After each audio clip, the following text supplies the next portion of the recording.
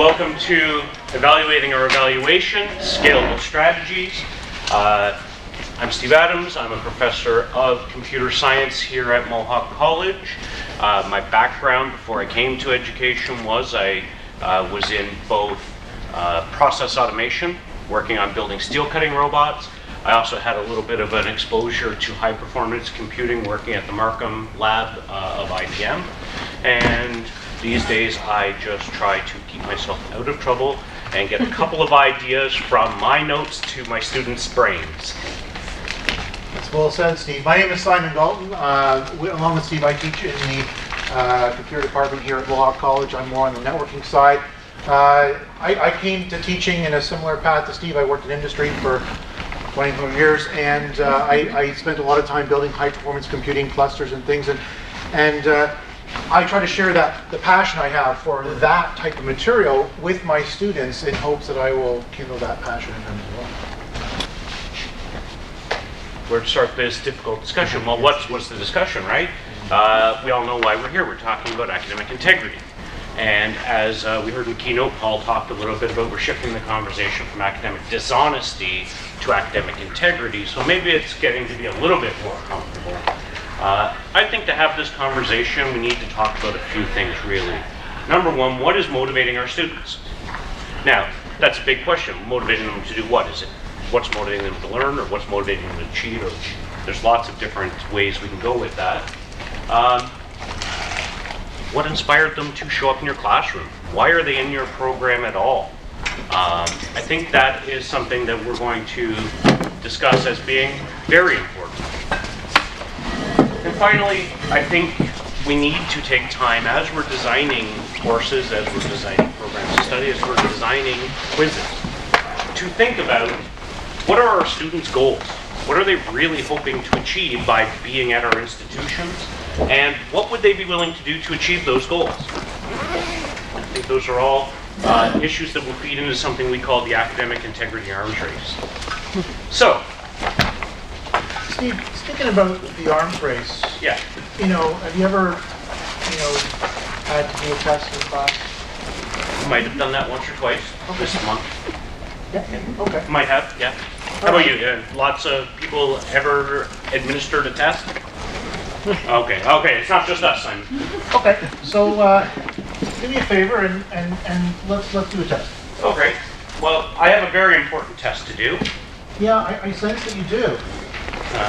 Can I look down a bit, please? I'm having trouble reading your test. Yeah, okay. How about now? Can you make it out? I'm pretty happy with that. You know what? I think that first question is one of those ones that the scholars will debate over the years, but I'm going to go with B. Everybody agree with that? Everybody agree with that? B? Yeah. All right. Okay. How about question 2? Question 2. Let's see here. Oh, yeah. It's C. Do you see? Okay, yeah, now we're cooking with gas. That sounds very Bob Hope. By the way, I don't know who Bob Hope is. Yes, I do, but if I was a 17-year-old in your classroom, I wouldn't. Well, how about we try some more? What else can we get done? I'm kind of thinking that one's 3. Yeah, so C. Okay, so listen, Simon, there's no way in heck that you would be able to yell across the classroom at me and give me these answers without, I think, every one of us figuring that problem out. Yeah, and we're not lucky to have a TV in the room, in the same manner. But so, how many of our students have got these? This works on Bluetooth. And if Simon had phoned me before class and decided to talk to me on an earpiece instead of yelling across the room, now we have two-way communications. We're streaming our video live, and I'm receiving the answers by earpiece. So that scares the hell out of me. Yeah, this is frightening. Here's what's more frightening. Got this with 1-day delivery on Amazon, less than $80. Okay? So, if I know that in a couple of days I've got a test that I am not prepared for, and I've got somebody willing to, help me out with it, it's just a little bit of money, and I've got a solution. And this is what we're referring to when we talk about this arms race, right? And we've got a lot to say about that today. I'm going to switch back to Well, Simon switches back. I'm going to pass these around for you to have a quick look at. Yeah, please. I want you to see just how subtle the camera in this is, and this is, like Simon said, this is an $80 product. So if you've got questions about it, we can speak to it again later. But really, we're just showing this to you to sort of set the stage for talking about this idea of the academic integrity arms race. So what exactly do we mean by that? We've all been there. We were in the arms race, right? We notice that students are copying from each other. So how do we solve the problem? We make versions of our tests, right? You get the yellow copy, you get the white version, you get the pink version, right? And then students say, well, that's easy enough. We'll just try to get the answer key for all the versions memorized or whatever. They share between, say, sections of your class. They sort of say, okay, so if you get the yellow copy, it's this, right? And so what do?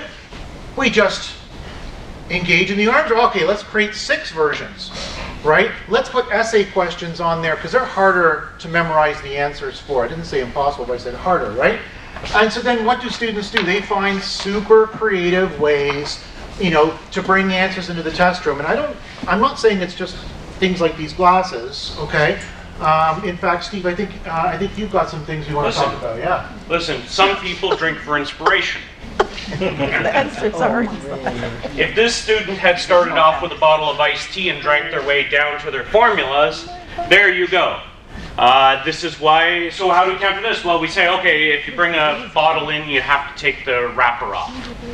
Okay, well, maybe I stick the thing on the bottom instead of on the side. But what about phantom arm syndrome, Steve? We're talking about an arms race, and this guy has definitely come armed. Yeah. One extra arm, in fact,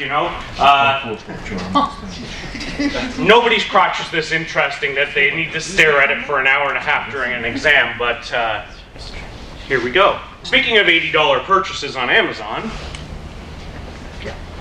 how do you like this wristwatch? It has a high-definition screen, camera, the whole 9 yards. Now, maybe they don't want to spend money. Maybe you have a certain approved calculator that's only allowed. We're inspiring arts and crafts time.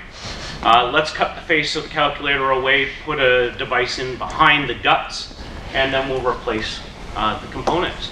And, some of this is high-tech, but sometimes students just come in with a Band-Aid solution to our problems. That they do.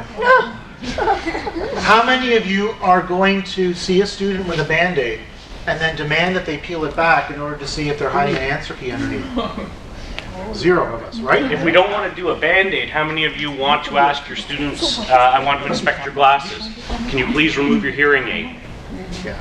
Never mind that it would be unscalable. We can't do this for every student coming in the door. We barely have enough time to check their ID cards. But this opens us up maybe to human rights violations and real serious problems, because there's a presumption of guilt then of everybody, right? This is the arms race. So, Steve, how do we sidestep the academic integrity arms race? This is something that's obviously not a winnable formula, right? So what do? So, what do we do? Well, I think what we have to do is first go back to basics and get away from things that are easily cheatable and move up into more higher ordered questions. First and foremost, right? The design decisions that we make as we're creating our content, as we're creating our assessments, are going to open doors to different kinds of academic integrity issues. What kind of design decisions are we talking about here? Are we talking about a traditional test versus an assignment, whether we should use group work or not use group work?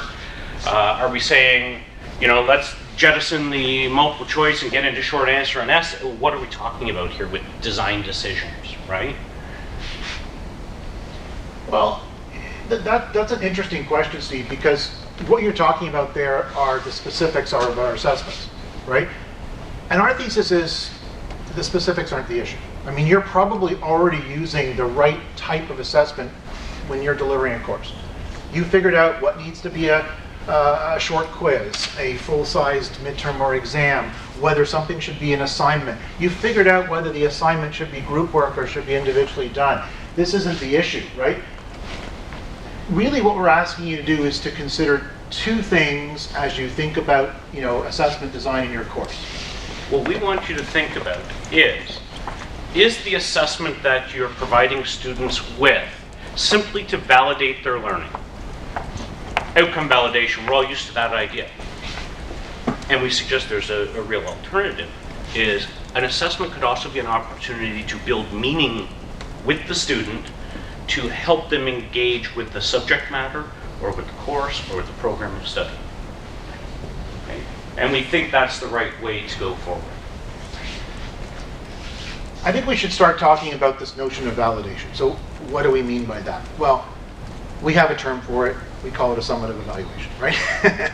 We try to figure out whether that learner has mastered the material that we've asked them to master, right?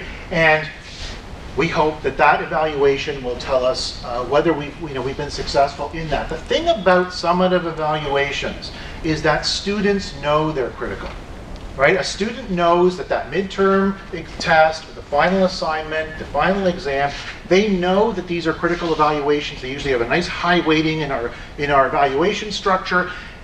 And if that student isn't perhaps up to speed, maybe they're not so engaged in the material, maybe they haven't been attending class, whatever the situation is, they know they have to pass that. And that is going to drive some behaviors, right? So that is something that we want to talk about. Absolutely. I mean, what would these students do? And how are we going to design around this temptation to succeed at any cost? Yeah. Right? Isn't that's a big question? So how do we do it, Steve? Well, as I said just a little bit earlier, first thing we're going to do is we're going to move up into a little bit more of a higher order type of question. Now, Simon and I both exposed to you that we come from industry. We didn't go to school to become educators. We came to education after industry. So for us, we had to stop and learn Bloom's. And there may be people here in the room who don't remember Bloom's. So for those of you who are like us, let's cover it in like 90 seconds, okay? Feel free to look at your phones. It's okay. Yes, for everyone who has had 27 lectures on Bloom's this month, please tune me out. But remembering questions are those fact recall questions. Understanding. We know that these are just basic applications of what are the facts. So how does it fit in the context? We can go up a little bit more and we can say, well, take this idea that you've memorized and apply it to this situation. Good. We're getting a little bit better as we go up. Analyze. Break it down. Break it down and really show a depth of understanding of this stuff and explain it back in a different way, or move up to evaluate and make some critical judgments about it. We're not asking, when did Columbus get here? What was the impact of Columbus's landing? Lots of judgment there. And finally, we can get up to create something entirely new. Now, not every level is appropriate to every course. We're not doing a ton of create in every introductory course. But this is what we're talking about when we say moving up into higher order. Right. And what we're here to say is that this thinking about moving things higher order is important if we want to sidestep the academic integrity arms race. Because it's this low order stuff that's so easy for students to engage with some cheating behavior, whether it's the Band-Aid or whether it's the phone in the calculator or whatever. If all we're doing is asking students to recall facts, then we are encouraging this type of behavior. And also, you have to ask yourself the question, in today's universe, we're walking around with answer machines in our pockets. We have to ask ourselves what the value of asking 45 data recall questions are when Google is no more than a click away. I think it behooves us to think about moving into a higher order question, because it's way harder to cheat when you're using judgment. If you give somebody a question where they have to use creativity and judgment, an answer key is not helpful, okay, in that particular situation. And that's what we're here to talk about. There's our 90 seconds of Bloom's. I think we made it. So, if this is where most of the cheating strategies are, and we move up here, well, are we not just playing the arms race more? Are we not just asking them to buy the glasses? Because now I really need my buddy to tell me the answer. I'm not very creative, he is. Well, we'll give you some strategies. We promised you scalable strategies. So how are we going to address some of the low order stuff? Because you know what? We're going to use some recall questions. We want to give them a little bit of a warm-up and a confidence builder, and we want to test some just basic factual information. We can do things like moving to our online platforms and engaging with our LMSs and learning how to use the quizzing systems. The very basic thing is you tick the box that says randomize the order of the answers. You haven't changed your assessment at all you've done is given the tool the ability to beat the Band-Aid, because it was question A when my friend took it, but I don't know what it is now. So that's fairly simple stuff, but then we can move up a little bit more and we can say, listen, there's 3 ways I could ask this question with 3 different ways of phrasing 4 different answers. All of a sudden, by allowing these random pools, and we don't do it all at once, we do it a little at a time. Every semester we add a couple of questions. We build a pool of randomized questions that have a collection of randomized answers, and we put multiplication to work for us. Now, if students want to memorize this answer, they're going to have to memorize a bunch of varieties of it. If it's a memorized question, and they choose to memorize 12 varieties of our question, they've memorized the answer anyway, so they've learned it. They thought they were cheating, and we tricked them into studying anyway. So if that's where we're going, that's where we go. We can throw in a few of those recall comprehension questions. We can ask them different types of things about these basic facts that they're supposedly aware of. Question A they got right, why can't they get question 9 right? And we can use more advanced testing platforms. Something I'm looking at is called algorithmic question generation. We know there's little parts of the problem that can be perturbed. And if we perturb it, we know it disturbs the answer. But it might not be a simple substitution. It might actually require you to go through a procedure like use a formula and then it'll spit out the right answer, or run a small piece of programming that has some logic to it that will push you down different paths. That's a more advanced setup that we're hoping more people are going to want to engage with, because that situation there opens the doors to higher order questions. But what can we do today? It's a good question, because we're not there yet. But I'm going to say one thing. I looked at that second statement that Steve talked about, adding, in addition to the recall questions, adding some higher order stuff, adding something like a judgment question. And I think that's awesome.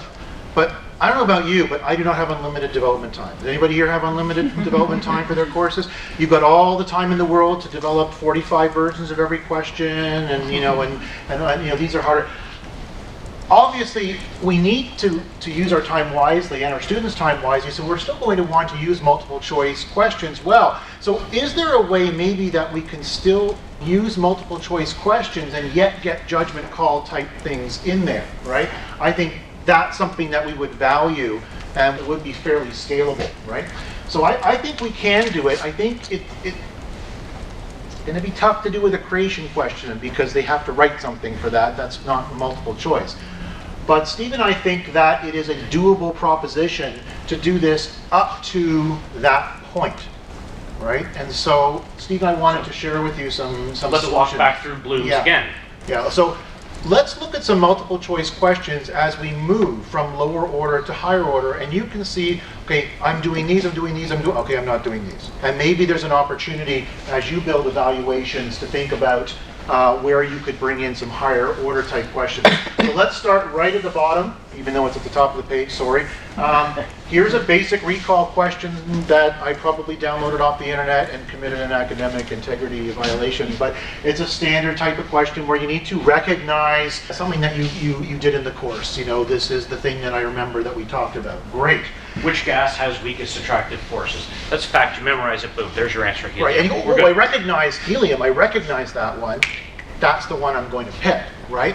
How about the second one down here? This moves towards understanding. So this question says that which word means the same as this word, okay? And this is maybe, it might be a little bit more difficult to recognize, but it is something you could probably remember the, letter of the answer to, right? And then here's one that I stole directly from a course like Steve normally teaches in his programming, talking about a programming statement. And here, the student has to actually understand what generates a syntax error when programming, and then they will be able to answer this question properly. All these answers look plausible, but you know what? Only one of them demonstrates an actual understanding of the material. But it is something you can probably answer key your way out of. Well, if we don't randomize those answers, yeah. Again, we fall back to the Band-Aid solution, right? So we do have to keep moving up, right? We Absolutely. have to move up. We have to get up even beyond understanding, because this is still fairly simple pattern matching. You probably got it on one of your slides somewhere as an example, because the students want to know, connect the material to what's going to be on the exam. So we get a lot of this sort of thing even on understanding. All right. So if we continue to move up Bloom's, taxonomy there, right? We can start talking about apply. All right, here's ones that I stole from myself from a course that I teach, right? So why did I pick this top question here? I teach about wireless networking. All of the numbers that appear on this answer are numbers we discussed in the course. These are not going to be, I recognize this one, and this is the one that, other ones I've never seen before. If you've never seen them before, it's because you haven't been attending class, right? But all of these things are fairly reasonable, but only one of them would be the correct answer based on what we talked about in class. And so you would be able to apply what you learned in class to a novel question that I haven't necessarily posed before in the class. Now, we talk about how to perturb problems. Here you see Simon's asked a question about wireless networks in a large outdoors area. How about in an indoor area? How about at a pool? How about at a... We can perturb that part of the problem, and the answer will change, yet the selections of the answers will not change. Those numbers will remain the same. Those are the frequencies. The other thing that I want to point out with this one is, we said we're going to randomize our answers, but if we put none of the above on there and hit the random button, whoops, we can change that very slightly. Instead of none of the above, how about none of these? Instead of all of the above, how about all of these? Now, Steve and I teach in technology programs, right? So most of these samples are just, that's from our brains. So I said, we got to find something from a business course. And so sure enough, here's an idea for an analysis type question. I went and found this online, and if you download the notes, I think the conference is going to make them available. I think my source is on the notes from this particular page. But here's a business question that's asking for somebody to look at some information that's provided with the test, do a consideration of that data, a little bit of analysis, and pick the student's favorite type of question, the most correct answer, right? And yeah, you might randomly guess the correct one, but typically speaking, a student will actually need to understand this material because the decoys are pretty good, right? And they're going to lead to incorrect selections. And the final one that we have as an example here moves up about as high as we can probably go with a standard type of multiple choice question into evaluation. Back to my wireless networking course. And this ties in directly to the notion of perturbation that Steve has been emphasizing. So what I would do in this question is the students, each student would be provided from a random scenario, right? So there might be 6 or 5 or however many I had time to create different scenarios with very similar situations, but each one would require a different choice of an answer here. And so a properly structured question where I've got a pool of available questions where I supply information and then I supply these answers would all be somewhat individual. So if a student comes out and says, if you get that question about where you have to look at the diagram, the answer is the Fresnel zone. It's the Fresnel zone, right? Well, that's only going to apply to about 20% of the questions that the students would be asked. So they find out pretty quickly that sharing the answers is not actually effective as I've moved into a higher order type of question. So we perturb the answers at the bottom, we perturb the questions, and we can perturb the supporting material that the questions are asking about. I think that this sounds like we've got validation licked. Everybody gets 50% off their next midterm. And, there's only one glaring weakness to this, is that it has very well-defined limits on how far we can go with it. Okay? We can't go into creativity, that's one thing.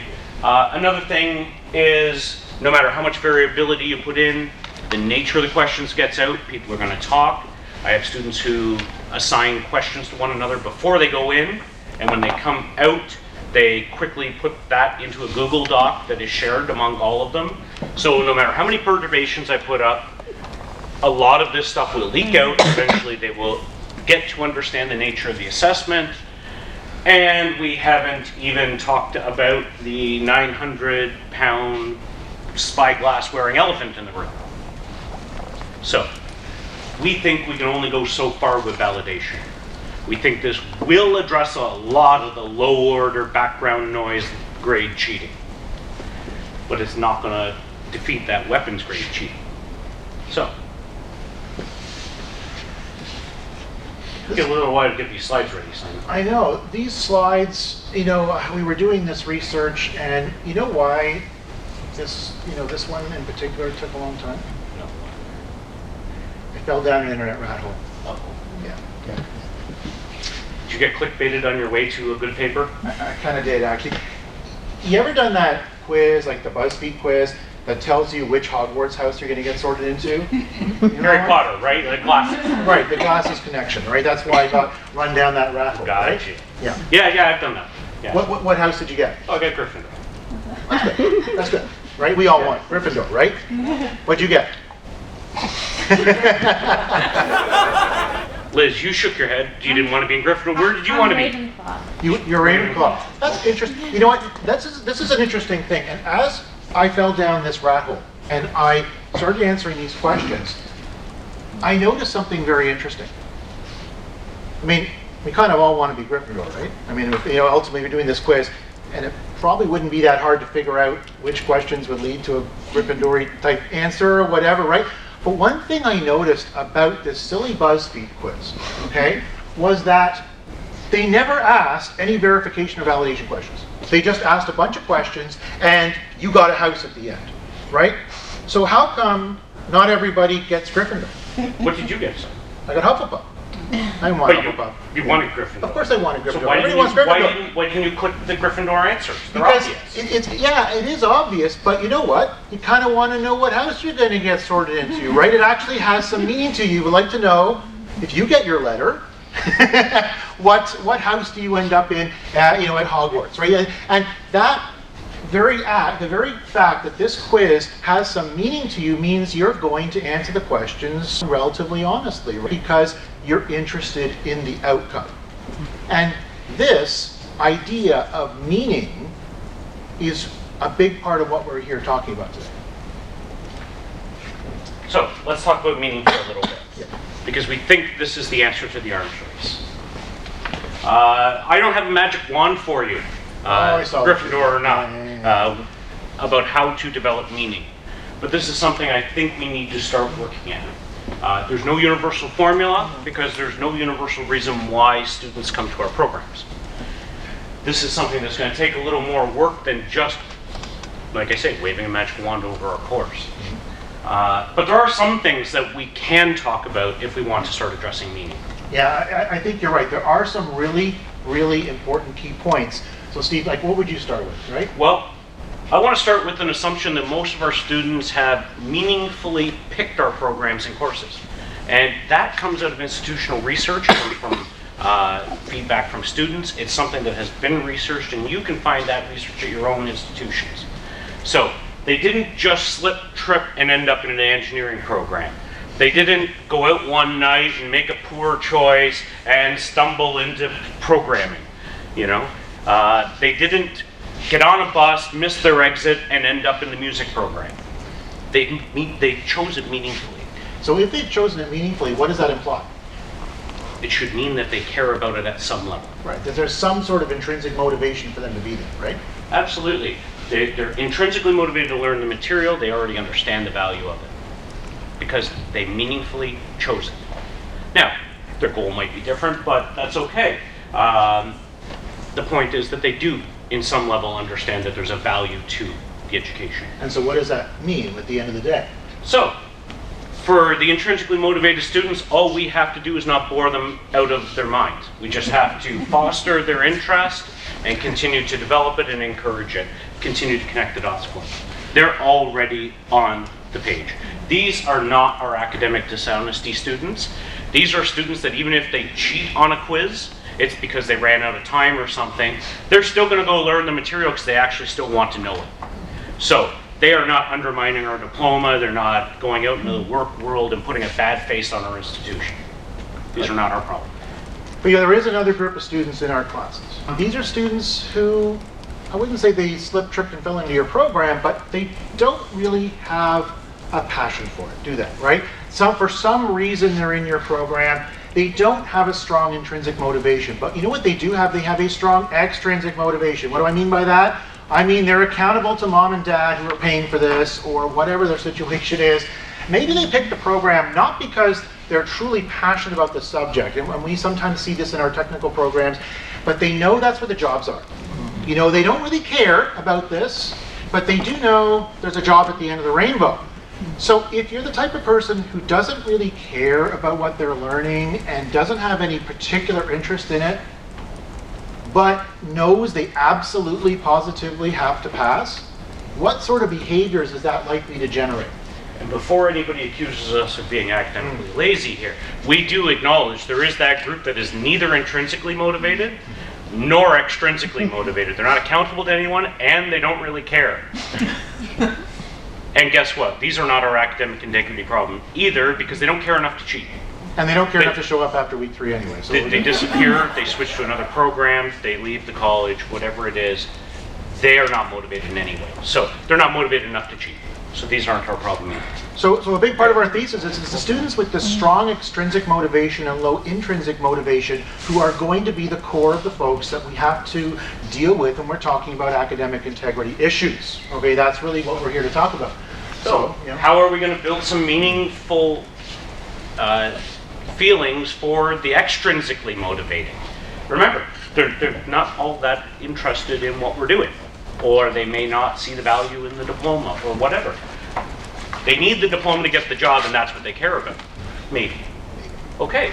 So we think it comes down in part to some data. So what we think we need to do here is we need to talk to our program advisory councils on our contacts in industry and students who have gone out there and gotten jobs and have succeeded to find out what things students actually need to know to be successful after they graduate. I mean, that is why a lot of us are teaching. That's what we want to have happen. So you know what comes out of this is a bunch of cool data. And we actually look at this when we do our program reviews, and our program does this actually quite frequently.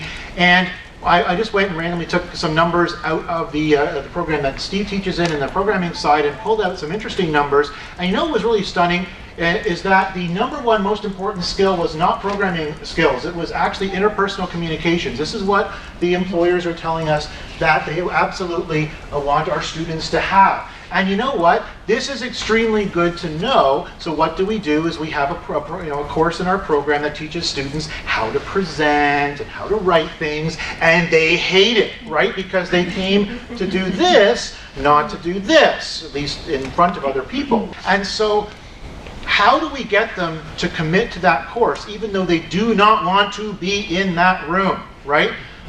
It's actually pretty straightforward. We just tell them this. We just show them this information. We share this data, and suddenly all of our decisions have context. Why are we asking you to learn how to do presentations when you're really uncomfortable doing presentations? Well, it's because it's the number one most important thing employers are looking for is your ability to communicate, and this is how we're training you. So if you want to do this job for a living, you have to also build this skill. And it takes away that question. Why am I learning this, sir? Is this on the exam, or can I just not pay attention to it? We're telling them, if your outcome that you're looking for is the job, then the people with the jobs told us that this is important. Absolutely. And that builds legitimacy. At least they're not challenging our material or challenging our course. Because if they reject the premise of the course, then who cares if they cheat on it, right? Now if they see some value to it, we start to build that wedge towards building meaningfulness for an extrinsically motivated person. Exactly. So are there challenges? Of course there are. And the biggest challenge is probably internationalization. We have students coming to us from all over the world, from every walk of life, every kind of background.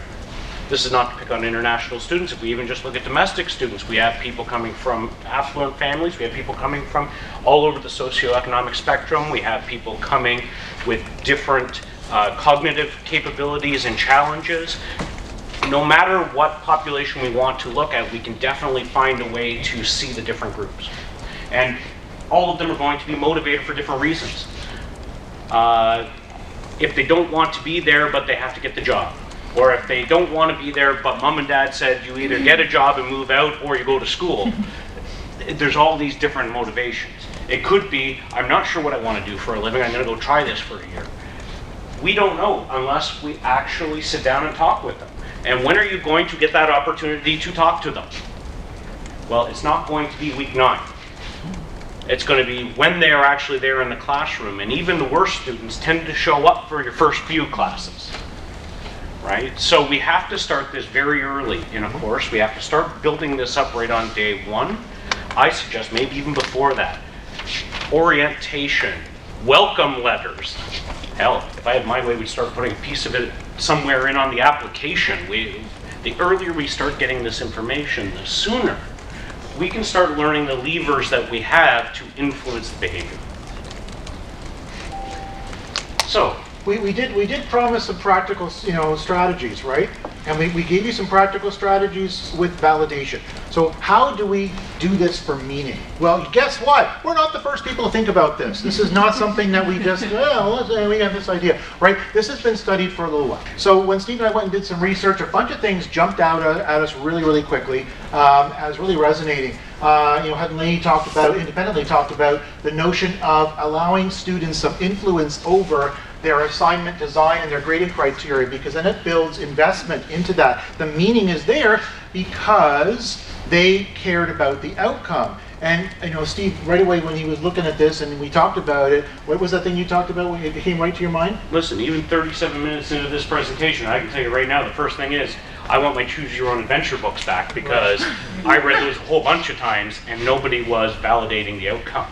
Exactly. So you know what? Having some destiny control builds some meaning for students quite a bit, according to this research. Here's one that really resonated because we're really good at this, especially at the college level. We are really good, as Mark across the major said, at telling students what to do and how to do it. We're great at that. We often forget the simple issue of why we're doing it. We need you to know this because it's on the test or because it has some context. If we step back and tell people why, think of that chart that we showed you a moment ago. It told students why we were emphasizing certain skills and not others. They now have context into the decision. And one thing that I really liked when we ran across this was something that was written only a couple of years ago. Boy put this together. Notion of changing your audience a little bit for something and have, again, it's a destiny control issue, right? So maybe instead of having something being a written test or a written assignment, maybe it's instead, you're going to write something with the target audience isn't me, the professor. Maybe it's like, make a fake ad or something like that. Make something that would be likely to be printed in the periodicals that your institution might publish. And I think doing this kind of thing was amongst the best decisions I ever made around building meaning in my courses, because I gave my students an opportunity one year. You know what? You could write a paper here, but here's a menu of other choices. What if you made an audio podcast? That's fine too. How about a video? You could submit a video instead. This resonated amazingly with my ESL students because now they knew they were not going to be evaluated on spelling and grammar. Right? If they picked that video version or the audio version, they knew they would be evaluated on the quality of their thinking, not the quality of their English, which they were nervous about. And maybe they get a bit of extra help because of that, and then maybe it turns into something bad, right? I've also had a lot of success with this idea in fairly technical courses, math courses. Don't show me the calculation, show me the thinking. Exactly. So, as you leave today, are you going to go away thinking about validation or meaning in your assignments and your evaluations? Hey, adding validation can be done a lot more easily than adding meaningfulness. Meaningfulness is a lot of work. But at the end of the day, that meaningfulness is going to scale a lot better than validation will. Validation will take us so far until somebody decides to become the radicalized cheater and go to weapons grade cheating with their spyglasses. What we're saying is if you shrink the population of people who don't care and aren't invested, then there's fewer of those students who are going to go to that extreme. And that building meaning is the way to shrink that population. The other thing that I personally resonate with here is that it's going to take the stress out of your life of, am I evaluating the student who is right in front of me? Does my work have meaning? And that is going to turn that dial down and allow you to do more creative things, because you're not worried about, well, if I give them something to take home, are they going to just cheat on it? You're not living in the arms race. And one thing about meaning is that meaning is memorable, right? If you think back to your post-secondary experience and you think about what was great about it, I don't think any of us are going to say, there was this really great chapter in this textbook that I read that changed my world, right? You know, it was probably some really amazing interaction you had with a professor or classmate or some sort of situation that was personally meaningful to you, and therefore that thing you took away from that lecture, that experience, was much better. So the real question is, do we have to choose between validation and meaning? I don't think we do, because I think if adding meaning to our course increases student motivation, which is what we've been talking about, we now know that we have some more options around validation. We can do different types of validation type assessments, knowing that students are actually committed, think of that BuzzFeed quiz, to getting to the end honestly because they care. And so we can be a bit looser about how we're evaluating things, have a bit more fun, and not worry so much. Sorry, Turnitin, I know you're sponsoring this symposium, but the proctoring issue goes down a little bit and things like that, right? And I honestly believe that most of us have chosen good evaluation formats for our assessment, so let's not worry about that. Instead, let's worry about these two key things that we've been talking about today. Is the evaluation that the student is experiencing one strictly where you are trying to validate an outcome? Or is it an opportunity for you to build that meaningfulness with the student at the same time as you're validating? Yeah, that would be pretty powerful. You know what?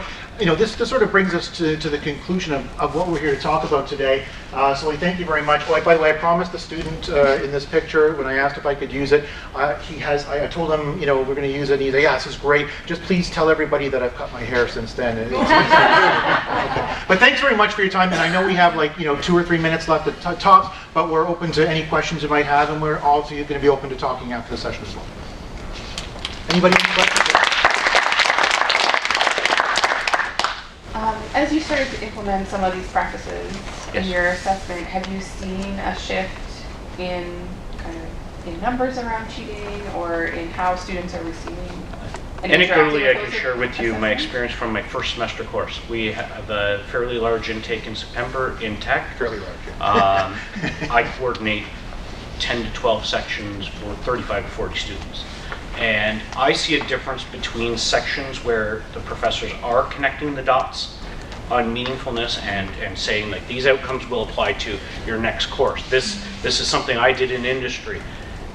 And the sections where the professors go in, read the slides, give the quiz, and leave. There's all kinds of different approaches, but having observed this, I absolutely see a difference, a significant one.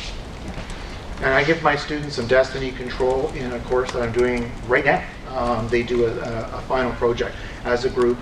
It's an online class. I never see them in person, right? And they do 2 tests online with no proctoring, open book, right? And I'm seeing a lot less cheating than you would think on a test where you can do it at home with the book open. I mean, there could be 6 people around the computer, right? But they are interested in the material because I'm giving them some destiny control over the final assignment and a lot of flexibility and freedom. And so they become invested in it. And the feedback I'm getting from students is, can all of my classes be like this? So that's anecdotal. Sorry, we don't have any hard research on that. Any other questions? Yeah, I have a question about the faculty that are not choosing to jump on board. Sure. So I'm just curious in terms of barriers to entry that you see within your own program, because you mentioned there's some that are drinking the Kool-Aid and there's some that are just not quite there yet. What do you think we can do to influence or affect some of our peers to see this in a new light or a new vantage point? Because I know that seems to be the biggest challenge I have identified, right? So number one for me is lead by example. Show, don't tell. Of course. Yeah, show, don't tell. Yeah. Because I think there's a lot of resistance. We're all smart people, and sometimes when people hit us with an idea the wrong way, we're resistant to it just automatically. So show, don't tell. Number two is anytime we have a conversation about academic integrity issues, or, oh my God, I had to go to 3 meetings today because students are cheating their faces off on this assignment. I'm not having that same experience. Can I share with you what I'm doing and what I'm seeing? So, as much as we're educating students, we educate each other. So lead by example and share the experience, share the results, talk about it in meetings, talk about it with your ADs when you have that opportunity to pass the feedback back up the chain, because those are the people who will remember it and repeat it. I talked with Paul for 2 minutes this morning and showed him how to use the coffee machine, and then I was surprised that he started repeating my lingo up in his keynote. That wasn't planned out.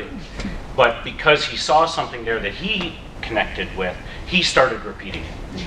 That's going to happen in your departments and with your peers as well, is if you are showing them that you're having success and they can buy into it, then I think that you'll see the word spread. Look, we'll take one more question as a group because you got to move on to your next session and somebody else is going to be coming in here. But if you still want to talk about this afterwards, Steve and I will gladly talk about it for the next hour and a half. Thank you for your presentation. I really enjoyed it. Learned a lot. Really good. I just wondered, you hear a lot from faculty. They'll say, "I'd like to do that sort of collaborative, experiential learning as well, where you're evaluating them in healthcare." So we want to see that.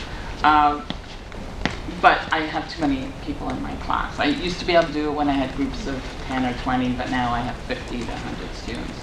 And that's a conundrum that we hear a lot about. So. Well, what I would recommend is to talk to other professors about their ideas for doing things.